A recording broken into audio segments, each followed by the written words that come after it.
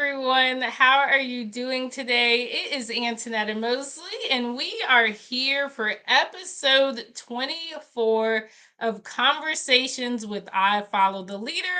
To perform or not to perform? That is the DEI question. Love this topic. Kevin came up with this topic and think it is phenomenal. So excited to be here with you today. I'm a bit more casual, and we'll get into that soon. What will we be talking about today? So, we'll be discussing what some organizations often feel pressured to do during Heritage Months, like Black History, which it is now. Organizations often feel the pressure to engage in performative and symbolic DEI practices, events, and marketings. So, some people may even have good intentions with their celebrations. However, the performance can do more harm than good. Kevin is a DEI leader. Well, I follow the leader. He's our special guest today, and he also works as a consultant with a racial and economic equity firm in New Orleans, Louisiana. I have had the pleasure to partner with Kevin. He is phenomenal. You are in for a treat today. One of his strengths is relationship building. So, this is a perfect topic for him. Kevin, welcome. Hi, thank you. That is an introduction, like a treat. I love being called a treat. Hi, Antonetta. How are you? Good. And so excited to have you on. We had so much fun discussing this topic offline, and so it will be even more fun to discuss live. And so, can you tell those who are watching or listening a little more about why this is important, why we're having this conversation during Black History Month? Yeah. Hi, everyone. Happy to be here. My name is Kevin Lewis. I use the pronouns he, him, his. And yeah, Antonetta already said a little bit about me. But I'm originally from Detroit, Michigan. So I think that kind of also informs this conversation as well. So growing up in a predominantly Black city, and also attending predominantly Black schools for a majority of my life up until undergrad, we celebrated Black History Month. Like in school, Black history was very much centered in the curriculum. All of the programs we had Black history trivia and all these things. And so I've always had, I guess, a an exposure to celebrations around Black history and other types of celebrations, mostly Black history. I've grown up around it. And then so I've always had an interest, I guess, in the ways that we celebrate and honor and highlight Black contributions to society. And so I've seen a lot of different ways that it has been celebrated, especially transitioning out of going to predominantly Black schools and then to like predominantly white institutions and then eventually into corporate and nonprofits, and just seeing the ways that sometimes organizations and businesses celebrate Black History Month in very performative ways. And we don't often see, I guess, the real material benefits, I think, for Black people out of some of the celebrations that these larger corporations and these organizations often do. And so I think you and I were talking casually, actually, sort of like thinking about topics, and we were like, oh, this is perfect because it is February. But this is always on my mind, even outside of Black History Month. It's often on my mind. So I think it's more of like a timely kind of conversation, right? Yeah, I agree. And I know as a DEI practitioner, it can seem crazy, but often we don't just take February to every day share a Black history fact, because I really want to disrupt the narrative that we can only talk about Black people in 1 month. We can only talk about Asian people in 1 month, LGBTQ plus. That's only in 1 month. Like, we have to just stop doing that. And I've found a lot of organizations, like you said, that's the only time they're focused on a certain demographic is in this performative way. Once a year, get ready, Mhm. this is your time. And that's just really discouraging. Like, why should people in underrepresented groups only be focused on 1 month of the year? Exactly. Right. That's right. I mean, I like when we were talking before around like how, and you said this around how we need to think about a lot of these celebrations as birthdays, right? Yeah. So as true celebrations, and I also made the point of like it feels like when organizations and businesses all of a sudden pop up with Black History Month merch or Black History tweets, or you hire like the intern who's gonna like have like Yeah. AAVE, right? Like tweets. It definitely feels very performative and pretty fake, right? So Yeah.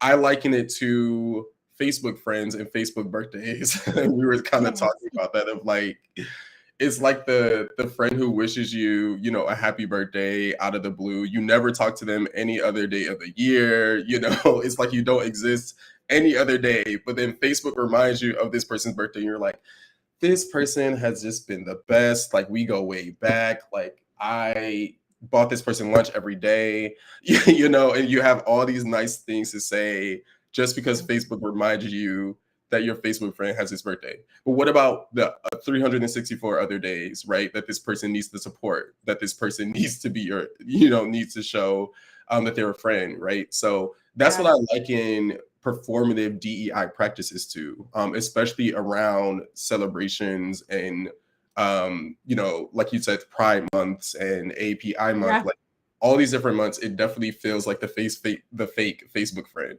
who, Yeah, no, you know, I love that. Well, you took my analogy even to a deeper level that we all really understand. I shared even for a while. I took my birthday off Facebook because I was like, okay, all of these hollow kind of birthdays. I never talked to you. Do I even remember your name? Do I remember how we met?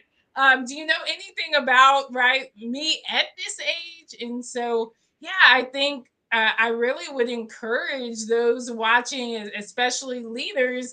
Are you celebrating these months like a birthday? So, acknowledging this is just an extra special, right? This is when you get the candle on top of the cake. But is the cake always there, right? Are we mhm, celebrating these underrepresented groups throughout the year? For those who are watching and not listening, I am in some workout gear today, and this is very intentional. So, this is actually a line, a part of Target's current Black History line. And the reason I support it is because it's, the proceeds and the money is also going to a Black designer. So, J Dow Fitness, Jacqueline Dow. She is branding this, right? This is her line. Target didn't put their name on it, right? In the back is her company name. And so for me, that's a really good example. During Black History Month, are you supporting Black owned businesses? And so for a brand like Target, this is, I think, a way of doing it well, right? You're supporting Black designers, giving them a platform. And also, I will say Target has done a lot better. So I can go to Target in December, in March, and buy books by people who look like me. They're featuring Black authors. And so my purchases there are very intentional. And this one in particular, wow, I get to support a new Black designer that I may not have seen otherwise. And so, Kevin, we talked about Bath and Body Works, who has been getting oh, a lot of. Lord, So, yeah. yeah, can you tell us just about that? If those who haven't seen it, please Google. But Kevin's going to expound a little more on their line and why we're not here for that line right now. We are not, and like I said before, I love your shirt. It helps that it's cute, right? It helps that you know your proceeds are being, you know, it's something that you would wear and something that you want, Yes. and Target is giving this person a platform. So I just want to say that. Yeah, I Bath and Body Works, right? And it's sad because like I have Bath and Body Works products. I feel like some of it too. You know, that would be the Mother's Day Yeah. gift that I give my mom all the time. It's like the Bath and Body Works hair sanitizers, like, you know. So I don't know much about it because I believe in protecting my peace and I don't want to see that many pictures of Bath and Body Works. But someone did post a picture, and it's been a lot of different places on social media Yeah. of like a display of candles that had like traditional like kente cloth design print Mhm. on the outside or like the exterior of the candle. Yep. But they did not actually change the scents of the Yep. candles. So they're like your normal Bath and Body Works candles. I can't even remember the flavors or the scents at this point. But Yeah. just wrapping the exterior with something that people would traditionally, quote unquote, associate with Black history or Black people or the diaspora or something like that. And Yeah. so obviously people were like calling Bath and Body Works out about like what is this, where did this come from, this, we've Yeah. never seen this before. Bath and Body Works, it's February, so like all we're doing is really changing the exterior, and to your point, there's nothing around this that says these proceeds, there was no name associated with the design. I No. mean, there were just so many things wrong about Bath and Body Works. Not Yeah. even, I was going to say creating a line, they didn't even create a new line of any. No, no, they didn't create a line. They just rebranded a line for February. And even just saying it, rebranded a line for February. I, Yeah, it's yeah, it's pretty gross. And I think that also I want to go back to something you said earlier when we were talking about this metaphor around birthdays and how you were yeah. saying you were asking these questions of, do you even know me? Do you even know what I Mhm. experience, right? Which makes the Facebook post feel so empty and hollow. And I think we can, that's a really good metaphor, and those are questions that I think organizations or corporations should also be asking themselves. And I think that's Yeah. what we're asking them. Like, do you know Black people?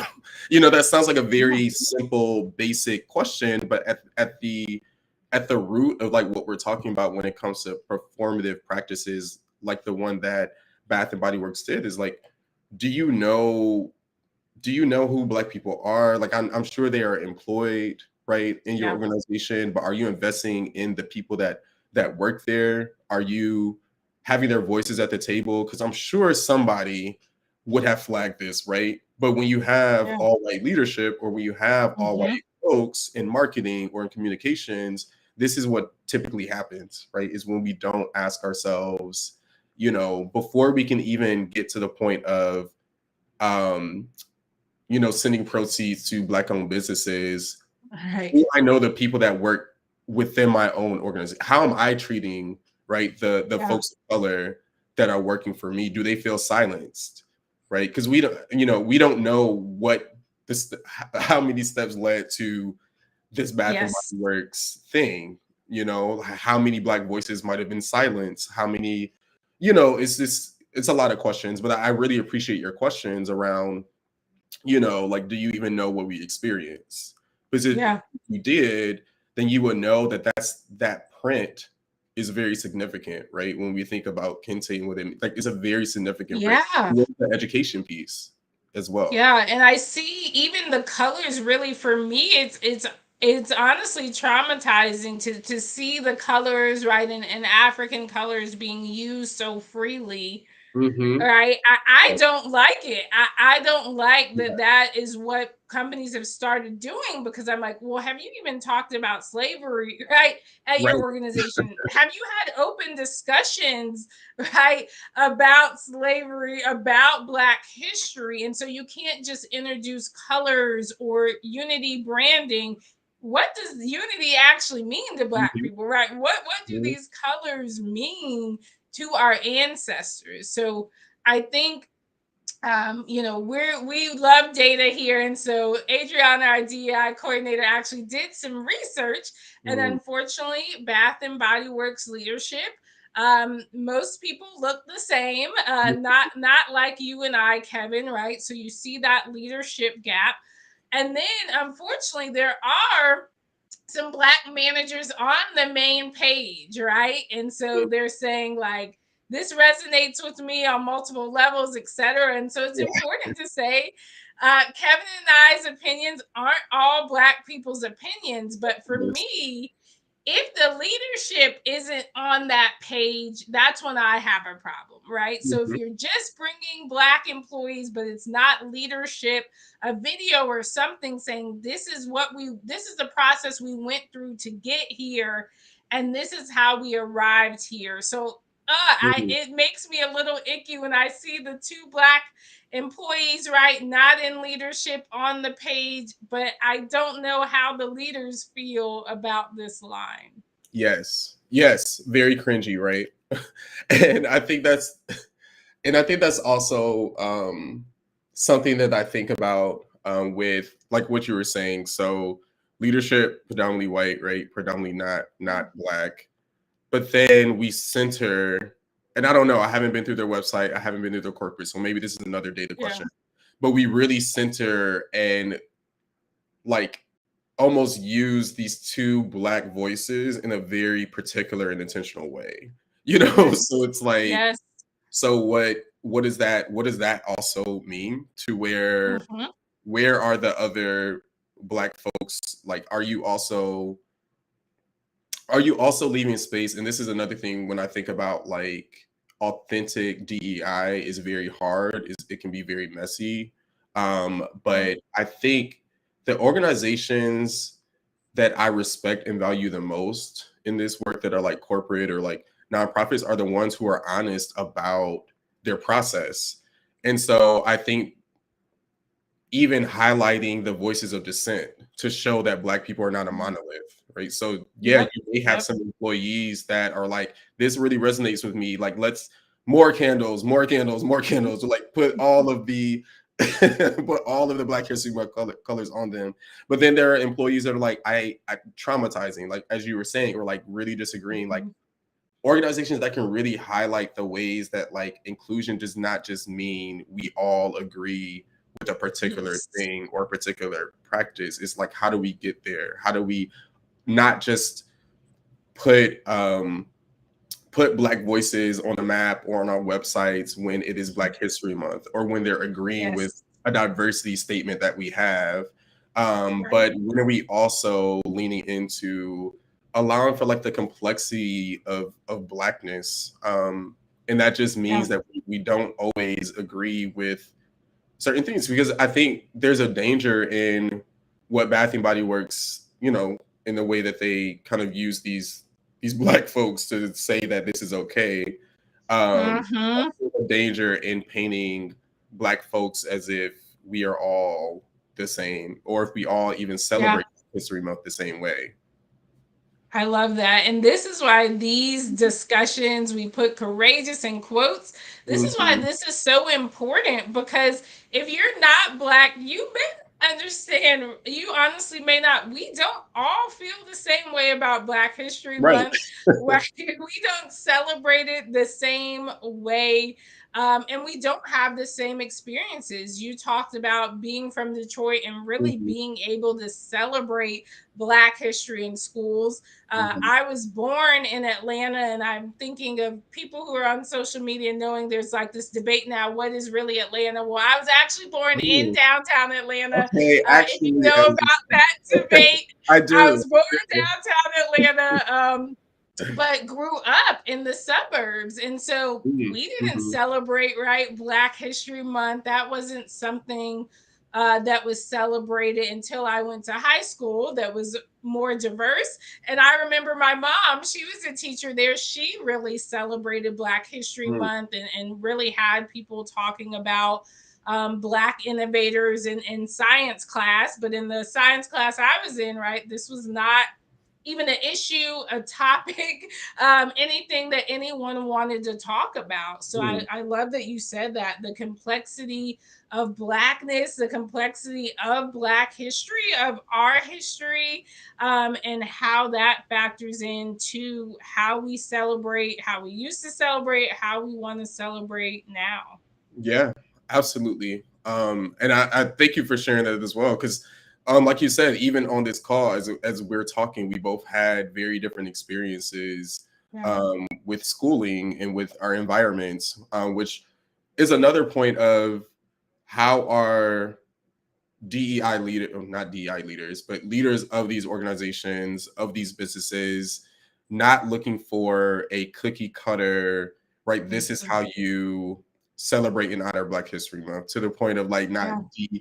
DIY your DEI, like not doing it yourself, or like not trying to Yep. create this you saw an Instagram post that said 10 ways to like celebrate Black History Month. One is like donate, and then two is like read. Yeah. You really have to also like listen and talk to your Black employees, right? There's a lot of wisdom in your Black stakeholders, in your folks that you are working with, in your volunteers. You have a volunteer program. Like, how are you really Yeah. being authentic in the way that you are listening to your people and not just looking at some cookie cutter like, oh, let's donate this amount? Because Hmm. what folks in Atlanta need, very different from folks in Detroit, very different from folks in Yep. Chicago, and I think Yep.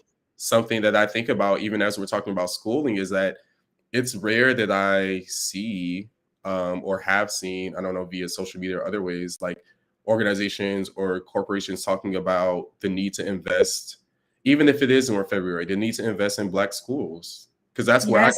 I start with Black understanding Yeah. Black History Month. And so it's also like, if we think about this as some cookie cutter, then we might be missing some really important structural, systemic changes that we could really do. Like, even if it is in Yeah. the February month, right? Because I do believe that Right.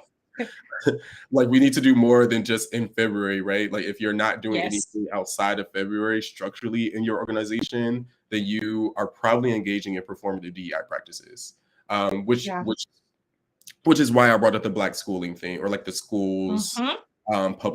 like that's why I brought up the schooling, because just understanding the community in which you're situated, understanding the needs of that Yes. community, understanding the needs of your people will take you very far versus looking at an Instagram post in February and saying, this is what we're gonna do a 28-day Black History Month Yep. challenge. We do nothing Yep. to structurally change our org, do nothing to structurally change the material conditions of the people who are in our direct community. Though there's a disconnect there. So, Yes. yeah, I'm glad you Yes. brought up schooling and things like that, because I'm like, there's definitely more that we could be doing. Yeah, and I love, I just highlighted the disconnect, and so something I was talking with my husband about was, listen, like, when are we gonna mature, right? So Mhm. yes, it makes perfect sense that we're teaching children about Black history and the Black people who have done amazing things, etc. But when are we going to grow up? Because as adults and leaders, like we said, we should be talking about the systems, right? Yeah. We should to be talking about dismantling, etc. So we have to grow up here as well. Like, it's great to continue to learn about Maya Angelou and all these amazing people, but really that is more appropriate for kids, right? As adults, as leaders, as change agents, we should be focused, like you said, on schools, on communities, on our workplace, on building the pipeline of future talent. So you're in an industry Mhm. that there's not a lot of Black talent. Great. What are you doing for the next 20 years, Absolutely. I love that of like, as adults, we should be doing better. It sounds really simple, but like it's the truth. And I think that we're at a point in time in which, and this is something I'm still even unpacking within myself. I feel like we're at a time in which information is getting more accessible, in terms Yeah. of representation of Black folks in different ways. And I think that I'm starting to feel like, is there an excuse at this point for not, right, at least trying Yeah. to really understand? I think the experiences of folks of color in this country, really beginning to understand at least how bias, right, impacts your decisions. I mean, there are just so many different ways Yeah. that you can begin to engage in some type of systemic change, especially if you are a leader in your organization who is tasked with, you know, seeing your vision through. Because I do believe that your vision won't really come to life, especially if you are, a nonprofit organization or like some corporation. Yeah. Like, a lot of our organizations would exist without people. So if you're not investing in like understanding your people, and if you're Yeah. not invested in understanding what they need, to feel seen, to feel valued, because all right, that's what we learned. That's what Black History Month is supposed to be. But if you're not investing in that, past February, if you're not investing in your people in an authentic way, I don't know if your vision will really, will really be executed. And so that's I'm like, there's so many resources out here. I think for Yes. people that people before us didn't necessarily have. Yeah. We can learn, and that's another thing I think about. There's like what I love about Black History Month in particular is that I think people who have come before us, right, thinking about the civil rights movement, thinking about what we endured during Jim Crow, and thinking about like post chattel slavery, they have left so many keys and so much wisdom behind on how to do a lot of this, on how to Yes. organize in other ways, and how to invest in people. They've left so much for us to learn from. Not saying everything was Yes. perfect, because you can learn from that too, but they've left so much for us to learn from, that I'm like, what is the excuse here today Yes. when we have so many more Yes. resources? Yeah, I love that. That's just so powerful. I love that they have left so many keys for us, but Mhm. we have to be willing to pick up the key and open the door. And Absolutely. I think what we're seeing is so many organizations pick up the key, but they are not willing to open the door. Mhm. And I think, honestly, right, as a Black person who's worked in countless organizations, I would so much rather, right, this conversation, the Mm, time for us to sit around, have these conversations, or to listen to this conversation and just have people share what were your thoughts, right? So these are the types of things we think you should be doing during Black History Month.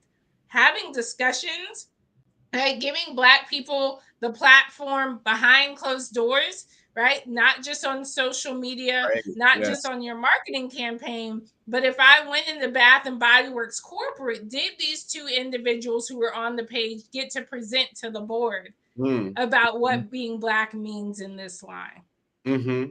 It's about right? choices, options, like letting people, if you are to really want to honor Black History Month, you have to honor Black people. And one of the ways that Mm, you do that is by, like you said, like listening to how they will want to honor this month, how they want to celebrate it. Is it that they want to be in an affinity space where they just talk to other Black people about their experiences growing up or their experiences with this? Because something that happens during Black History Month with organizations is that they ask Black people to educate other folks during Black History yeah, Month about history. And I think to what we've been talking about this whole time about how Black people are not a monolith, to some people, to some Black folks, like Black History Month can be a triggering month, because this yes. is where we get inundated with um, a lot of remembering, right, about Hmm. pain and about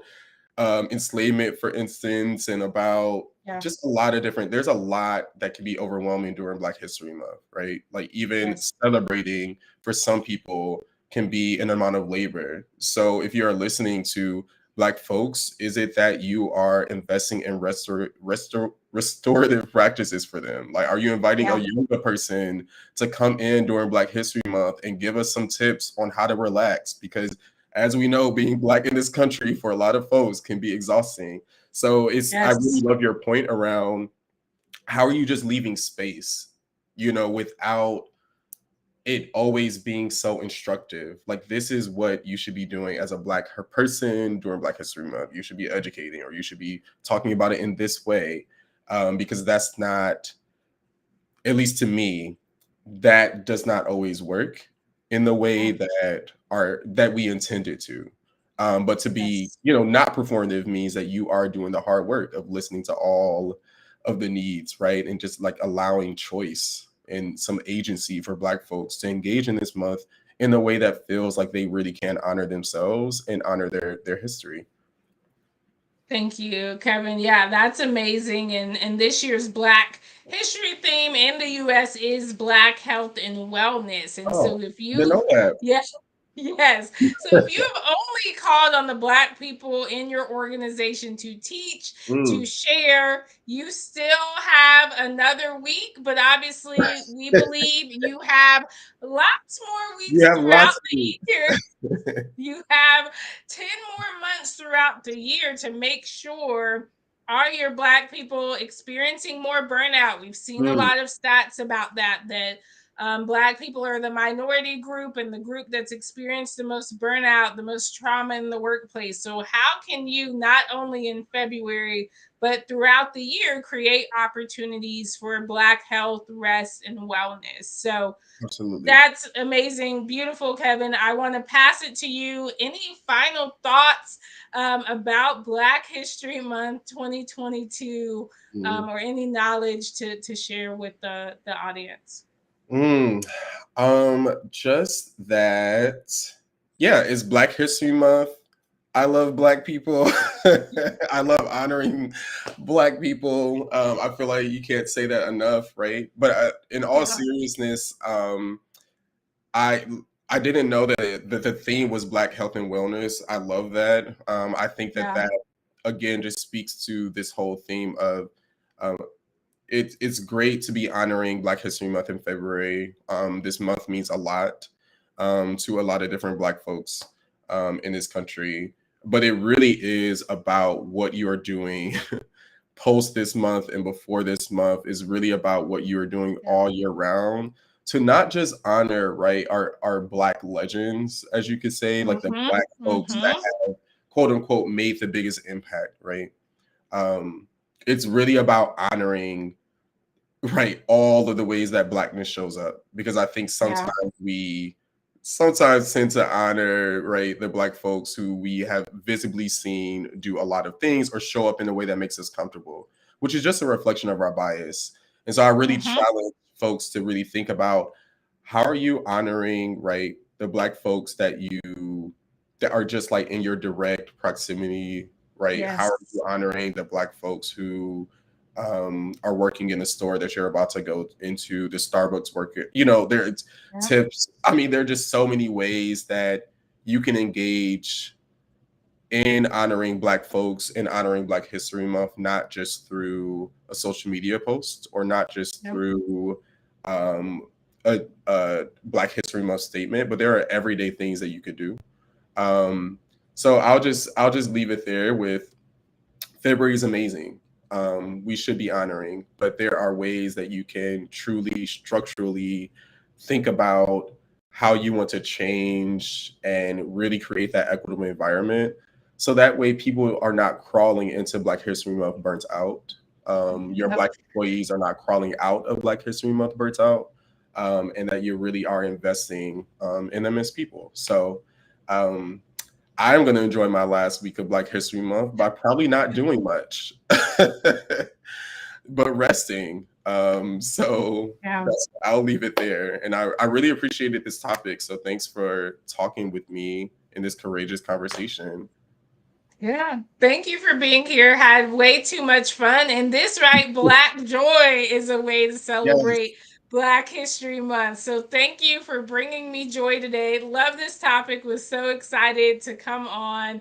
And yeah, please take Kevin's advice. So what I look at is, who are you having dinner with, right? Mm, So if you have Black people in your neighborhood, have you ever had them over for dinner? Have you had a conversation, like Kevin said, with those you are interacting with every day? Are you making sure to tip fairly and equitably, etc.? So mhm, thank mhm. you, Kevin. So amazing to have you on, and I know our listeners will enjoy it as well. Okay. Thanks, Antonella. I appreciate it. Thank you. Thank you, everyone, for listening or watching the episode 24, to perform or not to perform. That is the DEI question. We would love for you to engage with us. How did you celebrate Black History Month? How do you feel about the month? Are there some Black entrepreneurs and businesses that you have supported? Those are the things we really want to share, really want to support Black people. And again, support Black rest and Black joy. In March, we are actually going to have 3 conversations. So excited. We will start off on March 9th with Dr. Cecilia Ponder. On March 23rd, we will have another DEI leader. Anise will be here with us, and we will close out on March 30th with Lucky Daniels. So if you are not subscribed to our newsletter, go to ifollowtheleader.subscribe and you will receive all those alerts. Thanks so much.